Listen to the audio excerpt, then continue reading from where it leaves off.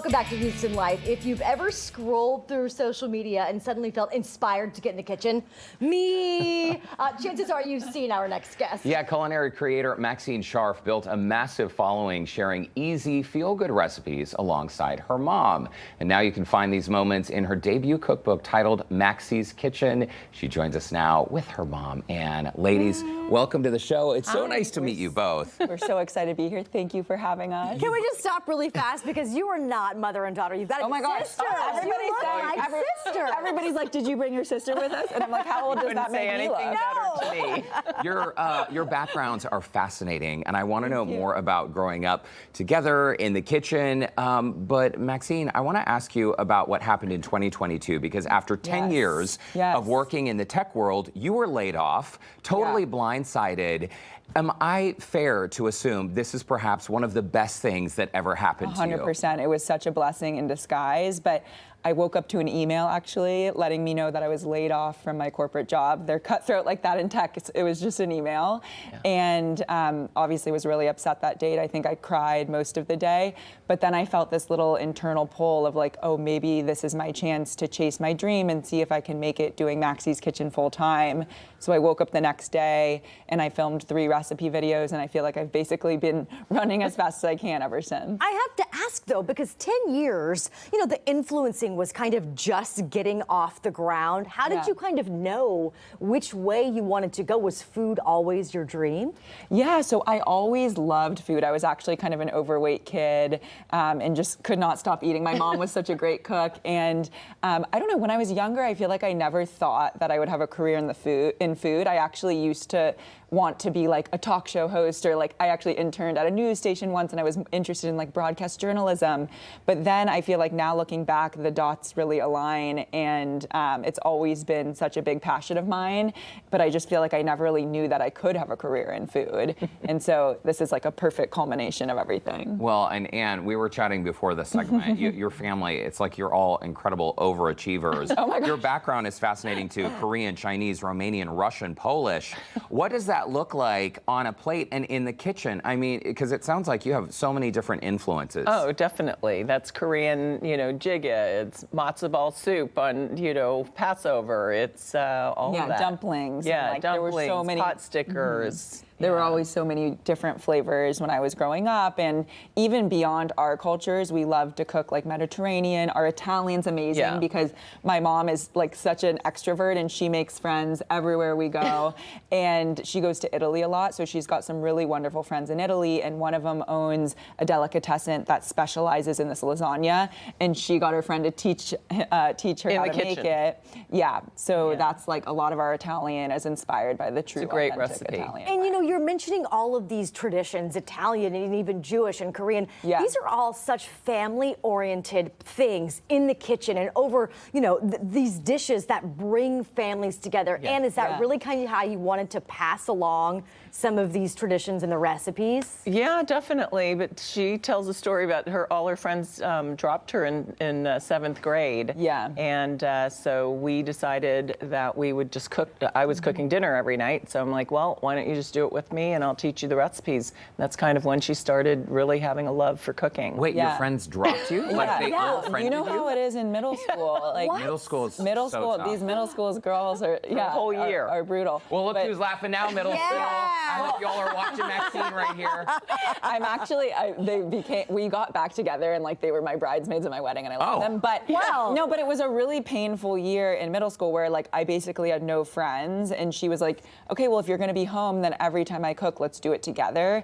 And now I kind of look back and see how the dots connect, because that's when it kind of lit a fire in me and I really began to love cooking. And I think because of that, I'll always view cooking as something that makes me feel like at home and cared for and comforted. So it's like such a kind of special thing to me because of that.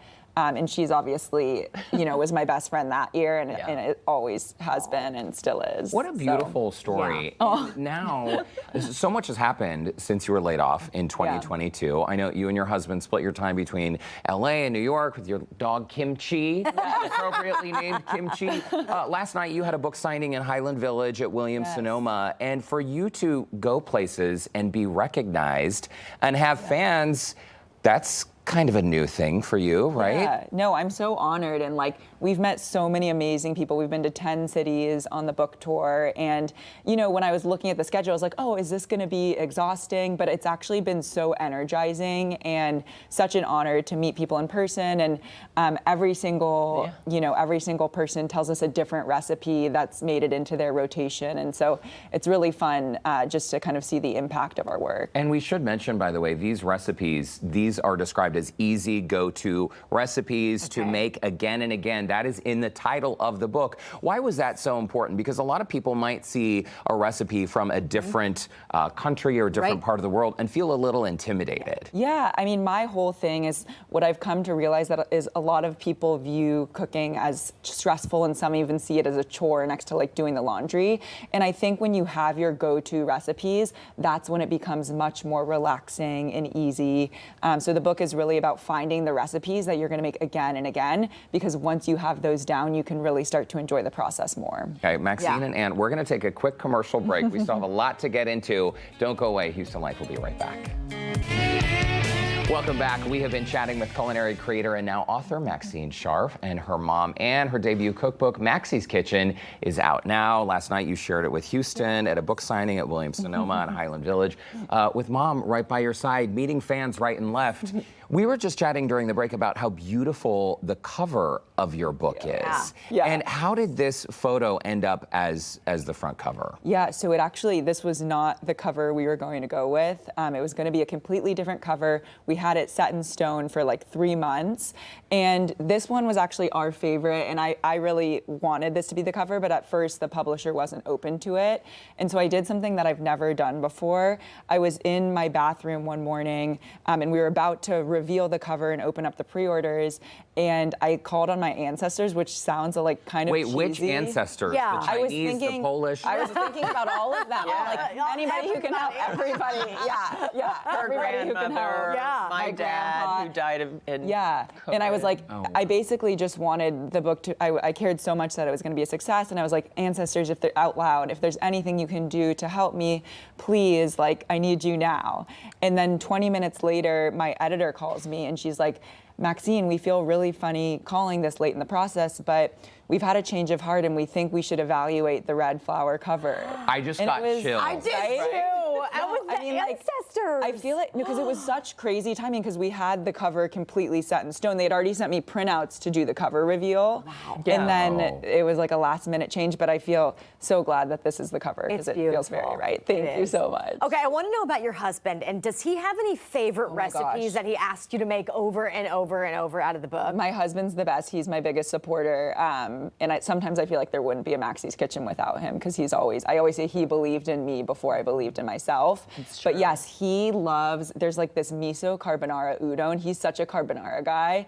And he's obsessed with that one. I mean, he loves so many. I feel like he's cycled through different ones as his favorite because all of my most cherished family recipes and signature dishes are in the book. Right. So he loves so many of them. And these dishes are absolutely beautiful. The photography is beautiful. Clearly, you two have such a strong connection. Mom, Ann, talk to us about how proud you are, because any parent just wants their child to be happy, but your kids seem to be happy and quite successful. Yes. I'm very proud. You know, when she first was laid off and talking about she's going to do a blog, I was kind of like, oh, I feel like maybe you should just get a job. Yeah. But I was wrong. Yeah. And Doug always had said, I think it's Maxi's Kitchen, and I'm thinking, what is she going to do with that? But anyway, obviously, it's just been an incredible ride. She works really hard, and she does so much to help me too. Like I always say, I definitely wouldn't be where I am without her.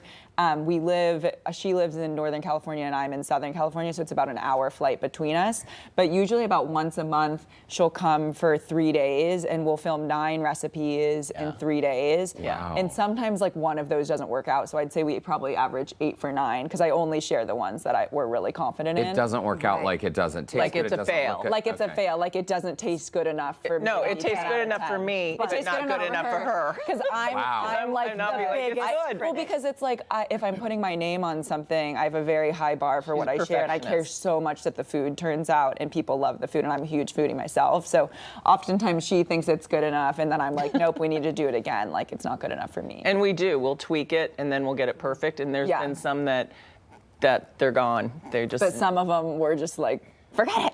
We got It is so tough to first of all, create a dish that tastes good, to create a dish that tastes good and looks good, but then to capture it all on camera. I mean, this is a huge job. How long does it take you when you're putting together these recipes for social media? Yeah, I mean, it's much faster when you're there, but I would say maybe it averages like 2 or 3 hours for the filming of each recipe. Yeah. And then you've got to do the editing, which I do it all myself, the voiceover, writing out the full recipe.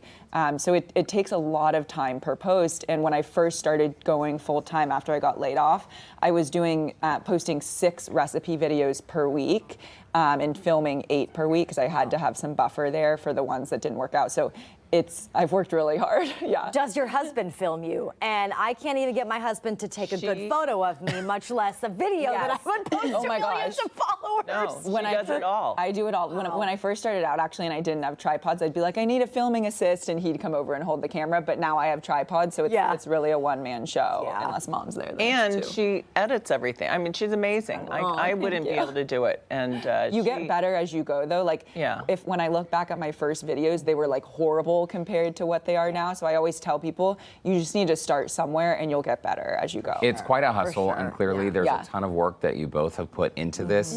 Maxine and Ann Sharf, congratulations. Thank you so much. And the book, Maxi's Kitchen, easy go-to recipes to make again and again. It's available now. Clearly you've struck a chord because with tens of millions of views online, you're gonna see these folks on some national shows coming up soon. Are we able to say where you're going? I don't know, are we?